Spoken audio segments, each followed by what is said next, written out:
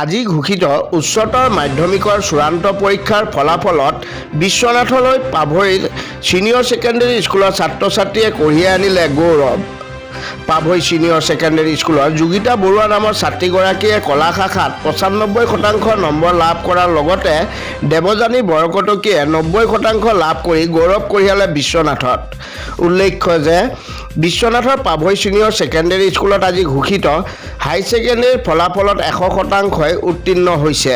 স্কুলখনৰ মুঠ ছাত্ৰ ছাত্ৰীৰ ভিতৰত ২গৰাকী ডিষ্টিংশ্যন, ১৬গৰাকী প্ৰথম বিভাগত, ২৩গৰাকী দ্বিতীয় বিভাগত আৰু ৯গৰাকী ছাত্ৰ ছাত্ৰীয়ে তৃতীয় বিভাগত উত্তীৰ্ণ হৈছে।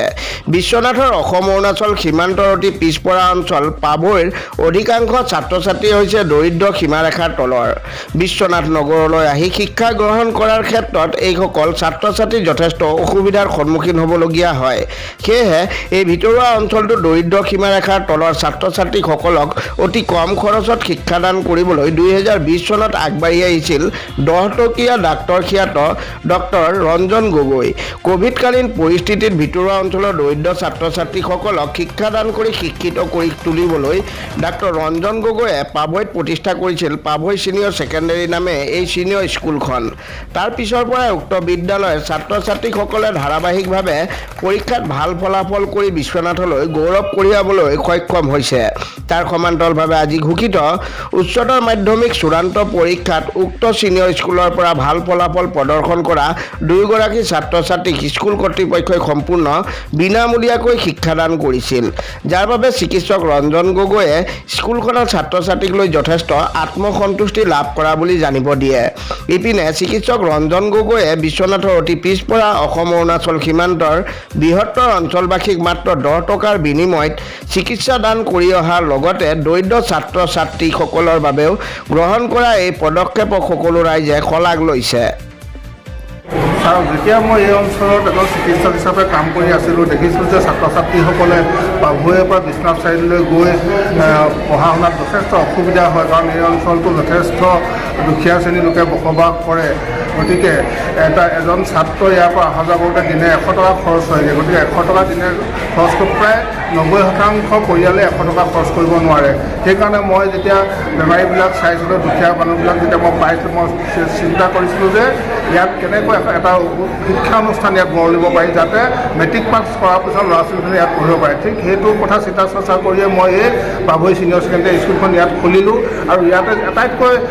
অসম অৰুণাচল সীমান্ত আটাইতকৈ ভিতৰ, ইয়াৰ পৰা প্ৰায় ১৫ কিলোমিটাৰ ২০ কিলোমিটাৰ দূৰৰ পৰা ল'ৰা ছোৱালী ইয়ালৈ আহে, চাইকেল লৈ ইয়াত পঢ়ে। আৰু তেখেতলোকে যিবিলাক থাৰ্ড ডিভিজনলৈ পাছ কৰে, প্ৰত্যেকটো বেষ্টতে, আমাৰ এইটো ৩ নম্বৰ বেষ্ট, বহুতো থাৰ্ড ডিভিজন পোৱা ল'ৰাই ইয়াতে ফাৰ্ষ্ট ডিভিজন পাবলৈ সক্ষম হৈছে। এইবাৰ প্ৰায় ১২টামান ল'ৰাই থাৰ্ড ডিভিজন পোৱা ল'ৰাই ফাৰ্ষ্ট ডিভিজন পাবলৈ সক্ষম হৈছে। গতিকে এই শিক্ষানুষ্ঠানত এইবাৰ আমাৰ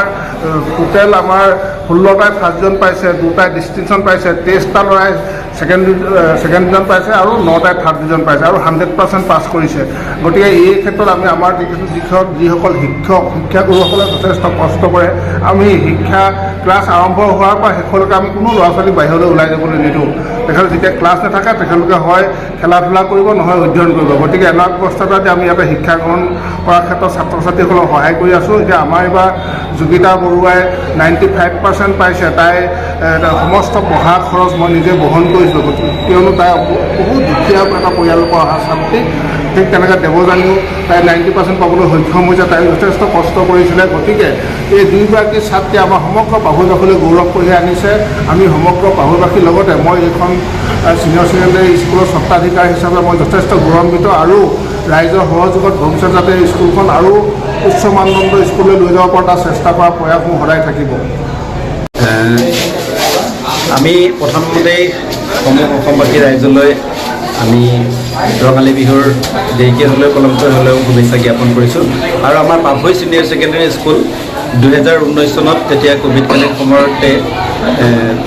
আচলতে ৰাইজৰ হেঁচাত, ৰাইজৰ ইচ্ছাত এই স্কুলখন বহিছিলে। আৰু আমাৰ ইয়াৰে সুচিকিৎসক সমাজকৰ্মী ডাক্তৰ ৰঞ্জন গগৈদেৱৰ ইচ্ছাতে তেখেতৰ পৰিচালনাৰে বিদ্যালয়খন আমি আৰম্ভ কৰিছিলোঁ। আৰু সেই সময়ত আমাৰ এই পাভৈ অঞ্চলত আচলতে কোনো ধৰণৰ উচ্চ শিক্ষাৰ মানে হায়াৰ ছেকেণ্ডেৰী লেভেলৰ পৰা পঢ়িব পৰাকৈ কোনো ধৰণৰ বিদ্যালয় নাছিলে। আৰু শিক্ষা উপদেষ্টা হিচাপে লৈ ছাৰে কৈছিলে যে ইয়াতে এখন বিদ্যালয় আমি স্থাপন কৰিব লাগে আৰু অভিভাৱকসকলে যিহেতু ল'ৰা ছোৱালীবোৰ বাহিৰত নিব নোৱাৰে আৰু স্থাপন কৰিছিল আৰু সেইদিন ধৰি প্ৰথম বছৰতে আমি 2021 চনতে খুব ভাল ফল দেখুৱাইছিলে আমাৰ ল'ৰা ছোৱালীখিনিয়ে খুব ভিতৰৰ পৰা আহে ল'ৰা ছোৱালী অৰুণাচল সীমান্তৰ ল'ৰা ছোৱালী আহে চলাই কাটি ইফালে স্বৰ্গপুৰী সেই অঞ্চলৰ পৰা ল'ৰা ছোৱালীবোৰ আমাৰ ইয়ালৈ আহে আমাৰ স্থানীয় ল'ৰা ছোৱালীখিনিও আহে আৰু প্ৰায়খিনি ল'ৰা ছোৱালীয়ে অৱশ্যে আমাৰ মেক্সিমাম ল'ৰা ছোৱালী আমাৰ থাকে 3rd ডিভিজন বা 2nd ডিভিজন পোৱা ল'ৰা ছোৱালী থাকে আৰু সেই ল'ৰা ছোৱালীখিনিয়ে যে ইয়াতে এটা খুব ভাল ৰিজাল্ট কৰিব পাৰিছে সেইটো আমাৰ কাৰণে খুব এটা সুখৰ খবৰ আৰু এই বছৰ আমাৰ যোগিতা বৰুৱা নামৰ ছাত্ৰীগৰাকীয়ে যিগৰাকী ছাত্ৰীক আমাৰ বিদ্যালয়খনৰ পৰা সম্পূৰ্ণ আচলতে বিনামূলীয়াকৈ আমি তেখেতক পঢ়োৱাৰ বাবে চেষ্টা কৰিছিলোঁ যিমানখিনি সুবিধা দিব পাৰিলে আমি সুবিধা দিছিলোঁ আৰু তেওঁ 95% নম্বৰসহ এইবাৰ যি আমাৰ উচ্চতৰ মাধ্যমিক শিক্ষান্ত পৰীক্ষাত উত্তীৰ্ণ হ'ল সেই তেওঁ আমাৰ গোটেই অঞ্চলটোলৈকে গৌৰৱ কঢ়িয়াই আনিছে কেৱল আমাৰ পাভৈ ছিনিয়ৰ ছেকেণ্ডেৰী স্কুলখনৰ কাৰণে নহয় আৰু আমি তেখেতক অশেষ ধন্যবাদ আৰু কৃতজ্ঞতা জ্ঞাপন কৰিছোঁ আৰু অনাগত দিনত আমি বিদ্যালয়খনে ভাবোঁ যে আমাৰ এই অঞ্চলৰ দুখীয়া ছাত্ৰ ছাত্ৰীসকলক খুব কম খৰচত ন্যূনতম মাননিত আমি যাতে ভাল শিক্ষা দিব পাৰোঁ তাৰ কাৰণে আমি সদায় চেষ্টা কৰি যাম মোৰ ফলাফল আশা কৰাৰ সমানেই হ'ল মই 90.4% চিকিউৰ কৰিবলৈ সমৰ্থ হ'লোঁ আৰু খুব ভাল লাগিছে কষ্টবোৰে যেতিয়া ফলি আহিছে মা দেউতাৰ সপোনবোৰ মোৰ শিক্ষক শিক্ষয়িত্ৰীসকলৰ সপোনবোৰ মই পূৰা কৰিবলৈ সক্ষম হৈছোঁ মা দেউতাই যিমানখিনি কষ্ট কৰিলে মা দেউতাই যিমানখিনি আশা কৰিলে মোৰ শিক্ষকসকলে মোক যিমানখিনি সহায় কৰিলে মোৰ পৰা আশা কৰিছিলে সেই সকলোবোৰ যেতিয়া মই পূৰণ কৰিবলৈ সমৰ্থৱান হৈছোঁ মোৰ বহুত ভাল লাগিছে